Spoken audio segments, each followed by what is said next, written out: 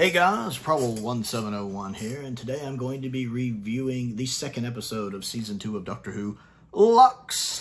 And it's an interesting one. It's kind of all over the place. I like Alan as Mr. Ring-a-Ding. I like Mr. Ring-a-Ding as a character. I really liked the cold open when we see Mr. Ring-a-Ding come to life and attack the theater.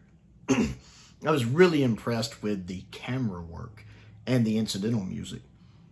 Just the way the camera's focused on little things like the spoon. And you wonder, well, how's that going to be relevant? And then it shows how it's relevant.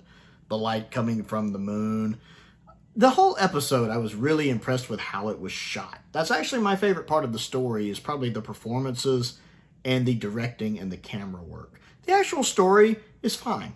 I don't think it's stellar. I think the first half of it's better than the second half. But I loved the way it was shot. This is very similar to stories for me like the God Complex, where I don't really care for the story in the God Complex, but I think it is shot magnificently. It does a lot of off-kilter shots. This story does that as well. Ghostlight is also really good at that. You have a pretty decent story with some really good atmosphere and great directing and great camera work, which is part of what makes Ghostlight so memorable. So there was a lot of that in here where I was making note of the whole story of, I like that camera shot, I like that camera shot. I love what it's doing with shadows, with colors. I love the performances. And the incidental music was really, really good and very applicable to what was going on screen. The story is interesting. I also like how well Russell handles the fact that they are in 1952 Miami, and of course, being minorities. It handles that well without hitting you over the head with it. It addresses it, which it should in that kind of time period. It shouldn't just completely ignore that fact.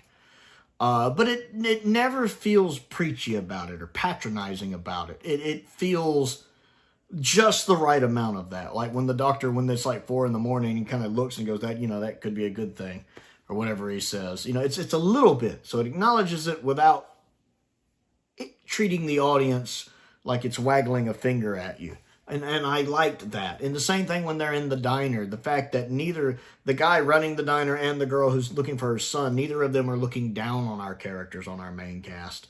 It references it to it, like if you could bend the rules a bit, and the doctor explains about segregation. So it touches on it, which again, it should, without just making you roll your eyes about it. Like it never came across as ham-fisted to me.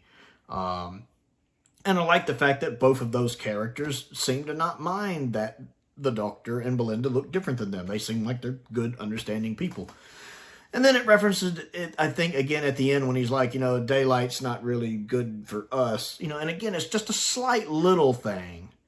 And so I think it handled that aspect of it really well. It addressed it, which it should have, without acting like they were waggling a finger at you about it. And so I really liked that. The actual story, I like it all the way up. I don't dislike any of it. All the way up until they meet the Doctor Who fans, though it's clever what they do with that. I was really on board and really enjoying it all the way up to that. I like Mr. Ring-a-Ding when the Doctor's talking to him. I absolutely love the joy and wonder on Ncuti's face when he's first meeting Mr. Ring-a-Ding and interviewing him. That's very much the Doctor. That's just that pure curiosity and excitement at seeing something new is completely the Doctor. And then the Doctor realizing the danger and the threat and getting Belinda back. That's also very the Doctor. And then hearing his laugh, don't make you laugh, and it's, of course, the toy maker's laugh is absolutely perfect. And realizing that Lux is one of the Guardians, or one of the Guardians of the Pantheon, learning that he's part of the Pantheon. That was interesting. I didn't see that coming, and that he's the Guardian of Light, or the God of Light, whatever they call him. I wasn't expecting that. I do like that animation style a lot for him. And then them getting turned into... I like how it references Scooby-Doo at the beginning, and then they get turned into pretty much Scooby-Doo cartoons. I like that. As someone who loves Scooby-Doo, I like that. The like when he's like, I like how the Doctor even makes that nod to Scooby-Doo, and he's like, come on, it's abandoned and it's even got an old caretaker. And she's just like, all right, come on, Velma. He's like, okay, Fred. I enjoyed that little line. I don't know why, but I really did appreciate that line. And I liked the fact that they weren't in the cartoon long, that they figured out how to get back to their normal selves, and the fact that they did it with him admitting, kind of like he did to Martha in Gridlock, about the Time Lords being gone, about Gallifrey being gone, about him being the last of the Time Lords. I liked that. The bit where it looks like the cops have come to arrest him, I'm so proud that I caught on to that. I figured out ahead of time, before it revealed it, I'm like, they're still in the film. Because the way, and that's a lot of that is down to, one, the camera angles, again, looking a bit off, but two, the way the actor playing the cop and the way that the mom was playing, the actress was playing the mom looking for her son, was off in the sense that it came across as that kind of forced acting, not great acting. It's really hard for me to articulate what I'm saying, but the way they were doing their performances gave it away to me that something was off. So I was sitting there thinking, they're still in the film. That's not real, because I don't think the boy's mom would do that. I just don't get that vibe from her. So when it turned out to be a trick, plus the cop's badge did look really fake. When it turned out to just be a trick and they're still in the film, I was like, I was so proud of myself for getting that.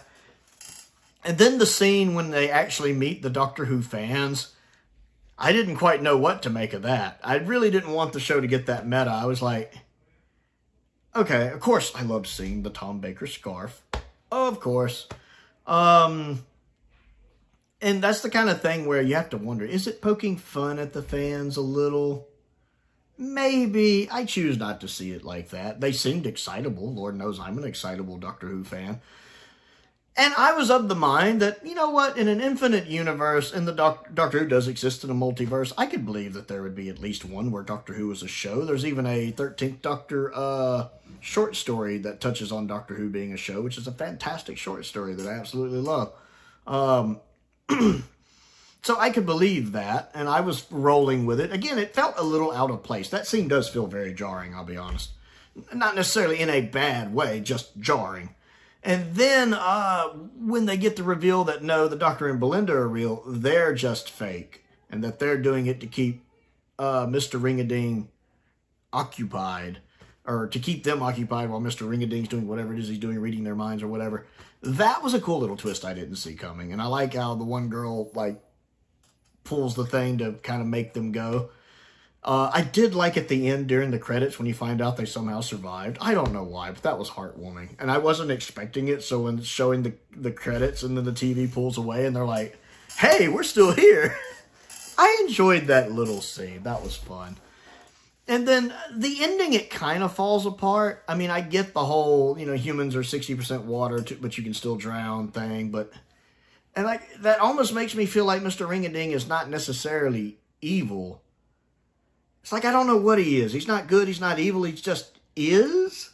Because he doesn't necessarily seem evil. He doesn't come across as evil. He just comes across as a being that maybe doesn't have a concept of good and evil. That just simply is a force of nature in the universe.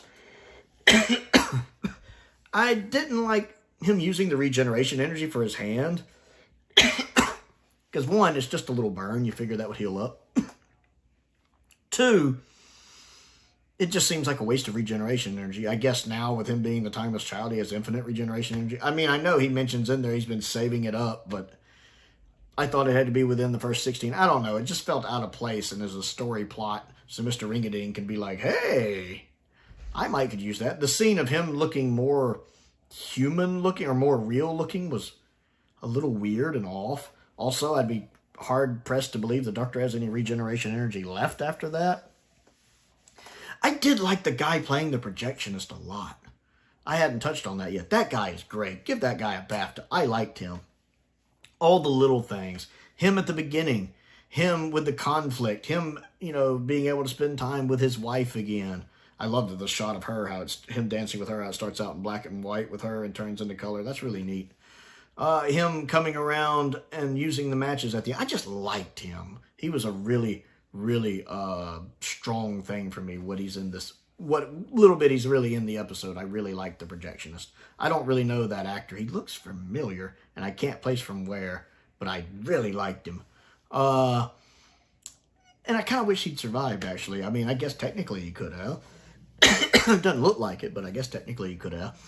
But the ending with Mr. Ring-a-Ding just kind of expanding and disappearing, which again makes me think he's not really good or evil, he just is. But it's a little anticlimactic to me. I did like the fact that everybody from the theater survived. That was nice. I was kind of hoping for that. I'm glad the mom got her son back. I was happy it didn't have a Horror of Fang Rock ending, so to speak. I'm glad it had a nice, happy ending and everybody made it out. And then, of course, we get Mrs. Flood right at the end. Oh, it all ends May 24th. That was a neat little foreshadowing there. So this one was interesting. I don't quite... This is going to be one I'm going to have to dwell on to come up with a final verdict. Because the first half was really good. That cold open before the credits was phenomenally good. And then the first part of the episode I really liked. It just kind of... I don't want to say fell apart. It's just less good the second half of the episode. And kind of ends a little anticlimactically for me. But there are several things I like. Our main cast, the Doctor and Belinda, are great. Even if I'm kind of surprised Belinda's a little more on board with him now. She seemed very antagonistic toward him at the end of, or in the first story. And she just seems to be way more on board in this second story. It seemed to happen a little too quickly for me. I'd like to see a little more friction between them instead of her kissing his hand. Did he cry this episode? I don't think, maybe he didn't cry this episode. That would be great. But it's still a good performance from Ncuti Gatwa. He really felt like the Doctor in places here. I really enjoyed that. The guest cast is good. I loved the camera work. The directing and camera work looked really good. And it really gave some off-kilter moments, some suspenseful moments, some eerie moments like I liked. And the soundtrack matched that. So I find visually this one is really good to watch. The story itself, maybe more middle of the road for me. Some great ideas, but not the best execution story. Not execution as in directing, it's directed well, but just, there's some great ideas in there that maybe the full story just didn't do as successful as I wanted it to. But it is a good story. Is it S tier? No, not S tier. I don't quite know where this would fall. Probably not even A tier. S tier for the directing. S tier for the look of this story. It looks fantastic. But for a story standpoint, probably B or C tier for me. And that's, yeah, I guess that's kind of my main thoughts on it. So, Lux, what did you think of it? Comment down below and let's talk about it. Don't forget to click the like button and the subscribe button as well. I also have a Patreon if you would like to support me on that. There is a link to that down there. I have a P.O. box if there's anything you'd like to send me to look at and review. Link to the Amazon wish list is down there. Link to the Amazon UK wish list also down there. Would love to get some more of these the standard editions collection sets. Simon has been really good about sending those. Colin as well. I do want to give a shout out to some of my top tier patrons: Colin Coney, Sam Venning, Finn Perkins, and Unknown289. I do appreciate their support and the support of all of my patrons and my YouTube members. Most importantly, thank you for watching.